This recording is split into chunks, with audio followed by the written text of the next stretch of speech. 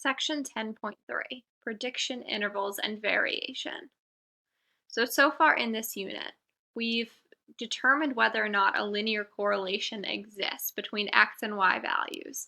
Remembering that we did this using three different methods. We did this using the critical R method, we did this using the p-value method, which did involve the critical R as well, and we did this converting this R to a t-test statistic and using that t-distribution. Then in the next section, we learned how to actually use that regression equation that we found to find a predicted value of y. And now we're going to look at the accuracy of this prediction using what we're calling a prediction interval.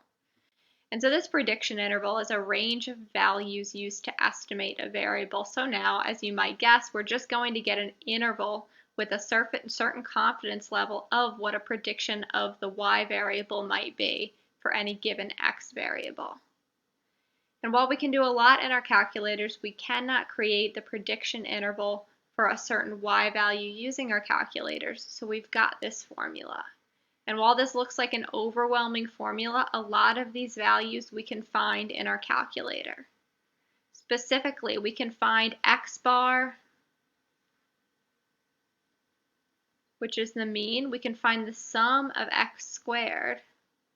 We can find the sum of x that we will then square. We can find all of this using two variable statistics.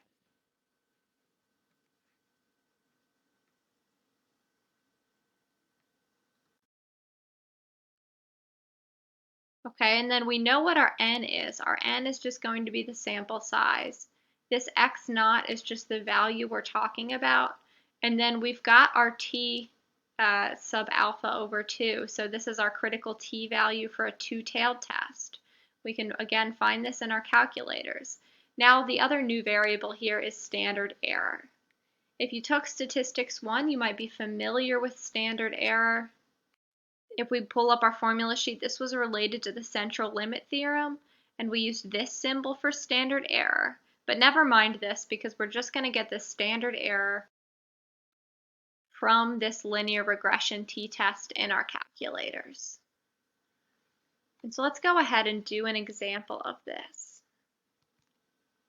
Example 6, we want to use a chocolate consumption amount of x equals 10 kilograms per capita to construct a 95% prediction interval for the Nobel laureate rate.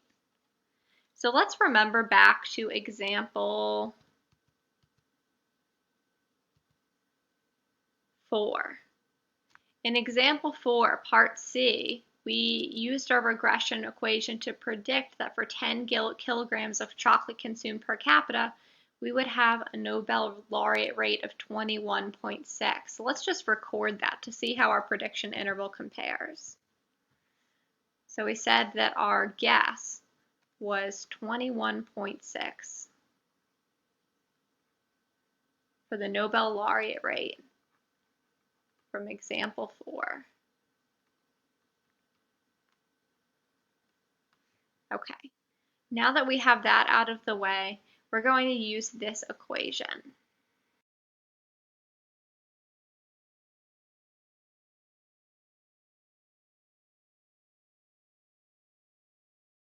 And we're going to get a lot of these variables from using two variable statistics in our calculator. And so let's start there.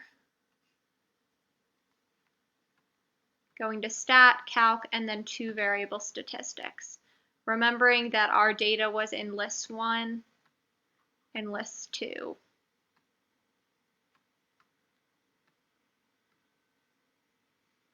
And we get an x bar, let's round to 3 decimal places, of 5.804. We get a sum of x squared of 1011.45, and we get a sum of x of 133.5. Now this standard deviation, remember, is only of the x value. This is not the standard error, and so we'll use that t-test for that.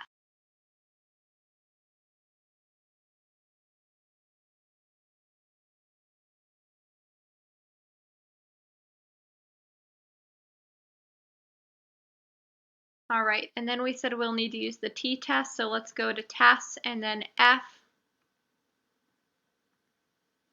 for t-tests with list 1 and list 2. Okay, and we get that our standard error is this S, 6.263.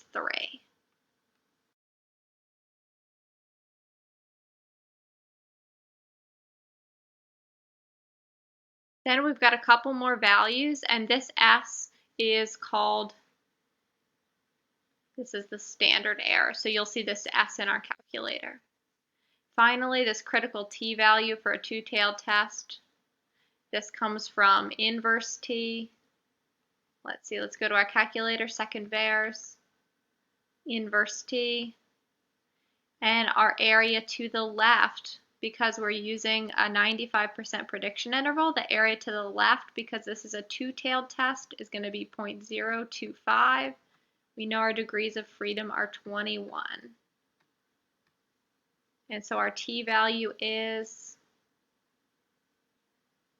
negative 2.0796, so negative 2.080. And while we know that that means that we're going to have this positive and negative critical t, generally when we have the alpha over 2 as a subscript, we just want that positive value because we want our error to be positive. If we have a negative error and then a positive error, well, that just ends up going toward our two endpoints there, so our two interval endpoints, and so it ends up the same. But this is going to be a 2.0780, I'm sorry.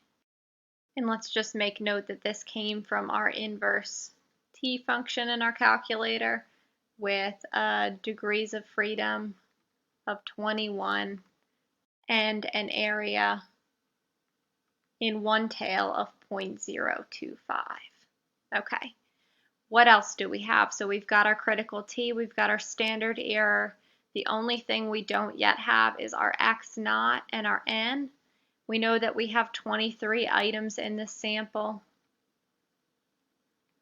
And we know that our x naught is just this value that we're originally given.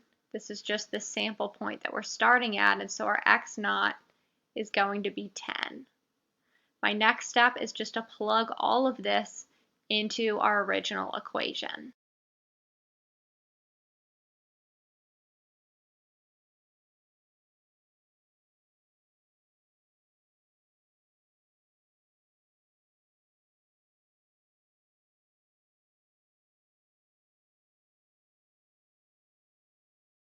And next I'm going to go ahead and plug this into my calculator.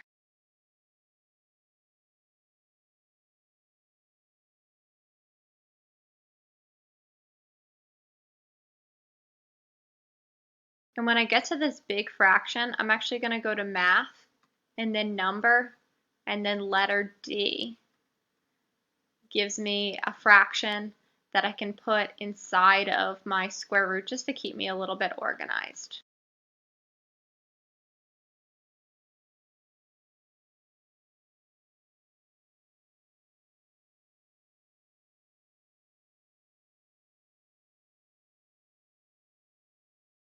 Okay, I'm now realizing that I may have used one too many parentheses, but it's always a good idea to use more parentheses than not enough.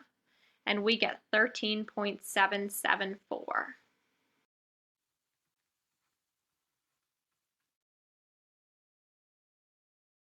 So now that we have this margin of error, we need to find this interval. And this interval comes from this y hat plus or minus this margin of error.